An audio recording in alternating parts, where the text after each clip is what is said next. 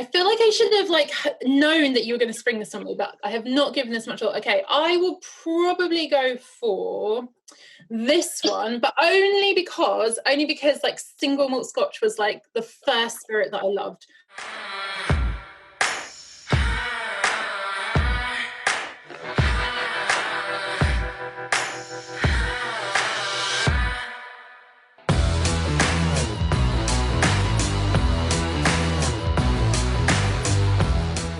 What's up everyone? Welcome to Ask Dad About. Today, as you might have guessed, we're going to be talking about the exciting world of whiskey, and I'm delighted to be joined by a true expert whiskey, Kristiane. So Kristiane, would you like to introduce yourself and tell us a little bit more about you? My name is Kristiane Sherry. I'm the editor at Masters of Malt, which means that I get to write about and taste and educate people about so many delicious whiskies.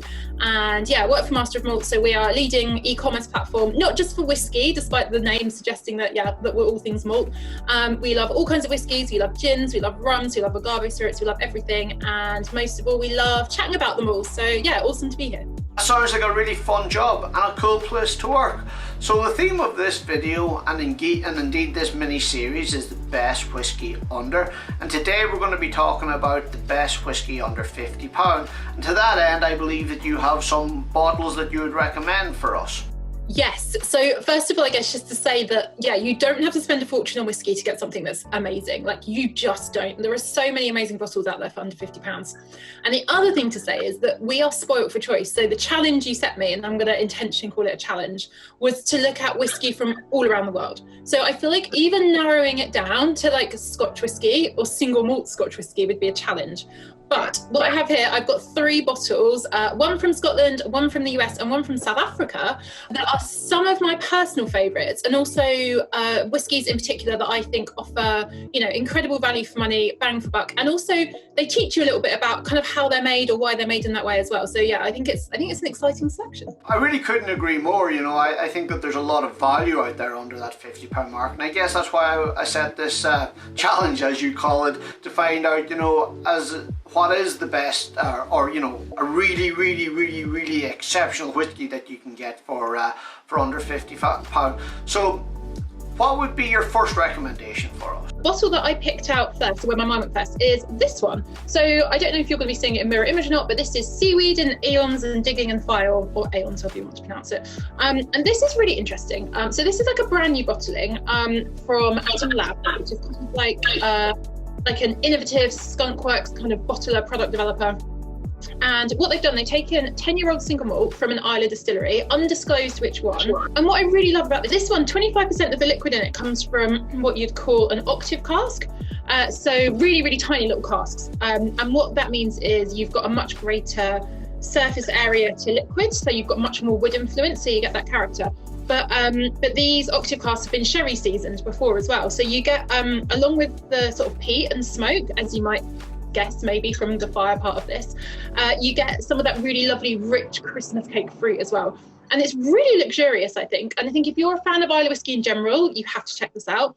But if you're kind of like, oh, I don't know if I like peat, I don't know if I like smoke, I'm not sure about the flavour profile, it's also worth checking out because you get that fruit cake, you get some nuttiness from the sherry as well, and it's not like a peat bomb, it's really beautifully balanced. And this is $32.95, so yeah, I think bang for buck, definitely check it out. So this is definitely one that I'm quite interested in, because my experience of smoke, well, the first one that I tried kind of knocked me on my bum a little bit, and I've been a little bit frightened of them since then. So it is maybe a nice introduction to that, give it another attempt, and maybe start with something that's not quite as potent as the one I tried. And I really would suggest that. And not all smoke and peated whiskies taste the same. Some are much more pronounced than others. Some are much more kind of robust. Some are more like a roadwork kind of metallic smoke. Others are like softer bonfire smoke, and even some floral smoke, and everything in between. So yeah, check it out. It's fun to taste, right? And this is the most amazing thing about whiskey, is the flavour and the aromas and the experience of drinking it and enjoying it. There's so much to find out. Absolutely. And one of my absolute favourite things to do is, after in the evening when I'm sitting watching TV or whatever, I often find myself, I'm just sat there holding my glass of whiskey and just nosing it, just getting those aromas, trying to figure out what's in there, just, getting putting my nose right in the glass and smelling it. My wife does look at me as if I'm somewhat weird, but it is, I just love there with the glass, just picking out those scents and kind of seeing what it triggers. That's so much of the enjoyment, I think. And also, when you spend time with a whiskey, like whether you're watching telly or otherwise, it will evolve in the glass, right? So as the air interacts with like the oxygen and the other flavor compounds in there, you will notice it change over time, whether that's like 10 minutes or an hour. So yeah. That was our single malt Scotch, which is an essential on any list, I believe. So what wonder of the world have you come up with for whiskey number 2? Seeing as it was like the whole world, I also wanted to take a trip over the Atlantic to Kentucky. And I've got Eagle Rare here, Eagle Rare 10, and I really like this. So I think single malt Scotch was like my first kind of road into whiskey and spirits in general, but discovering bourbons and really beautiful bourbons is like a whole different tangent you can go off on. So single malt, if you're like me and that's sort of your starting point, made from 100% malted barley. To be called a bourbon, it can be made anywhere in the US. First of all, it doesn't have to be Kentucky, although that's where like most of them are. And it's got to be made from at least 51% corn. So you've got an inherently different flavour profile from the get-go. And it tends to be sweeter, like buttery soft. And then another sort of key difference, there are lots of different laws around whiskey and what makes, sort of the production story that gives the whiskey its name, but yeah, so it has to go into brand new casks as well. So whereas with this one before we were talking about, sherry season cask, stuff that'd been in the barrel before, this goes into brand new oak, and again that's where you get a lot of vanilla notes, but proper like vanilla pod, not just like sweet ice cream notes, and other sweet spices as well. And I really feel like Eagle Rare 10 just encapsulates all of that in one bottle. It's made at the Buffalo Trace distillery, so you might have heard of Buffalo Trace bourbon. They make loads of incredible whiskies there, like loads and loads and loads. It's a real like epicenter and a hub. It's a place called Frankfort in Kentucky, and yeah, this one is really lovely. I feel like it's kind of on the toffee side. So again, like we were saying, there's different flavour profiles even within peated Scotch there is within bourbon. But yeah, buttery soft, quite luxurious. I really enjoy it. And this one's $36.99. So again, an absolute bargain. The only slight note of caution I would add is it's 45% ABV. So if you're used to sipping something maybe at 40%, just, go gently with this one when you first have it in your glass.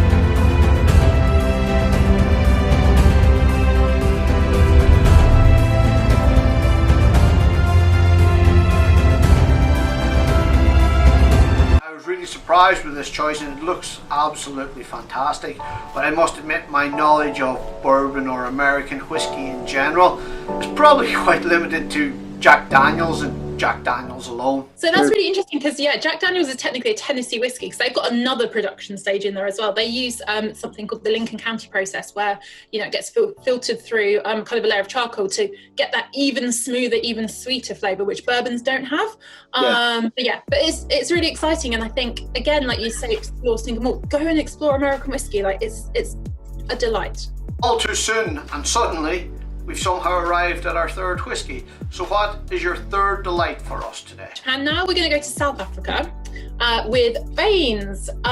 Baines Cape Mountain whiskey, this one. And I feel like a lot of people might not know that you can get whiskey from these far-flung places. South Africa is definitely sort of making a bit of its name for itself on the map, particularly this distillery, the James Sedgwick distillery, where this one's made. 3 Ships as well comes from there, which you might know. But what I really adore about this, and I am a complete geek about single grain whiskey, like all of my colleagues, all of my friends who also drink whiskey are like, she will not shut up about single grain. Again, going back to grains, we've had malted barley for single malt Scotch, we've had at least 51% corn for bourbon. You can have other things in there as well for a bourbon, like rye or wheat or anything like this. But single grain whiskey, you can kind of do it from any grain. Single grain whiskey is typically made in a column still. So single malt Scotch, you might be familiar with like the onion-shaped pot stills. They're kind of like kettles. It's sort of very batch distillation, like you boil it up once and then you've got your vapours which are more alcoholic than the liquid in the pot, capture them all, boil them up again, and then you've got something that's the right ABV for single malt. For column distillation, imagine that process but stacked on top of each other and repeated. You've got like little plates in a column, and each of those mini distillations means you can get up to like a much higher ABV. It's how a lot of sort of base spirits for things are made. Like gin is made, the base for that's made in a similar way, vodka is made in a similar way. But if you can use those stills to make like spirit that's not distilled to a super high ABV as well. You can take it off the big old column at any point you want. But for most single grain, it's distilled to quite a high ABV, but then it's aged in barrels and it is just a delight. It's like ice cream flavor, it's like dessert, it's like light, it's summery, but you still get a lot of those like complex notes from the cask coming through. And it's something that's kind of, you know, often considered just to be like the main component part in blending whiskey, but it is incredible on its own. And I really implore you, whether it's Baines or something else, to get even like a sample of single grain and give it a go. So yeah, this is in South Africa. This is really interesting. So it's age, it hasn't got an age statement on the front of it, but they're quite open with like how it's been made. It's had 3 years in first of all bourbon barrels. So some of the flavors from the Eagle Rare will be in there, and then they take it out and then they do it for another 2 years minimum in like a fresh set of first of all barrels, bourbon again. And yeah, this is gorgeous stuff. So yeah, check it out, and it's $27.95. That's really interesting how you talk about the distilling process. As being like a little bit of a geek and somewhat and an engineer for my day job, you know, I've often looked and wondered how whiskey can be is produced and made, you know, on a smaller scale. And any of the videos that I've watched or tutorials or know-how, they all talk about this column still. So yeah, it's really interesting to know that there is a fantastic whiskey on the market that is distilled this way. Yeah, it's amazing. And actually, if you look at a lot of stills in particular distilleries now, they'll have these amazing kind of contraptions that are like a hybrid of a pot and a column still. So you'll have the option to use just a pot, and you can, like, you know, adjust some valves and just have like that single distillation, like literally like a copper pot. Or you can run it so that you get like a mini column on top of the pot.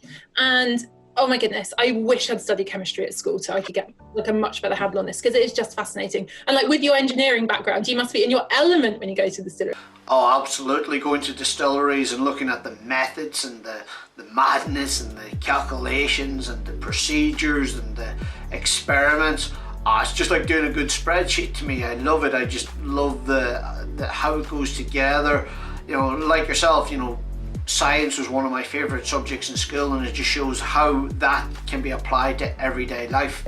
Yeah, no, absolutely. And what I really enjoy as well about distillation, like, yeah, of course you can like automate loads of it, like of course you can, like consistency is everything, but you'll still have people in the industry who can tell when they need to make what you'd call a cut in the spirit. So the first sort of lot of vapours that come off, or you know, when it recondenses, it's just too much, like, you know, the most volatile things in there. You don't want them in your spirit. They don't taste good. They can be damaging. You know, get rid of them. But after a certain time, like, it might only be 10 or 15 minutes, they can tell just by nosing, like, right, that's the time. That's the bit we want coming off the still now. And then again, when you get further down where it starts to, you know, to change flavour again. And there are ways of using technology, but then also there are people who just know this stuff so well. They're like such like craftspeople and artists with how they make their whiskey. Yeah. So now that you've nailed your flag to 3 masters and you've picked that those are your 3 favourite from around the world under £50, now I'm going to ask you a really impossible question. Which out of those 3 is your favourite? I feel like I should have like known that you were going to spring this on me, but I have not given this much thought. Okay, I will probably go for this one, but only because like single malt Scotch was like the first spirit that I loved.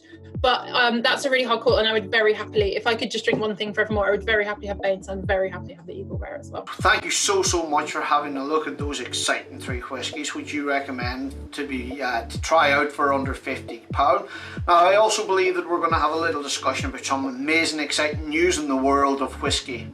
One of the biggest stories, I think, from the last, I'm going to say 10 days, but you know, last week, the week that was that there's a new distiller at Middleton in Ireland. So the Middleton distillery is where the likes of Jameson is made, the spot whiskey, so like red spot, yellow spot, you might know. There's Redbreast made there as well, Powers, Middleton very rare. Like, it's a real powerhouse of Irish whiskey.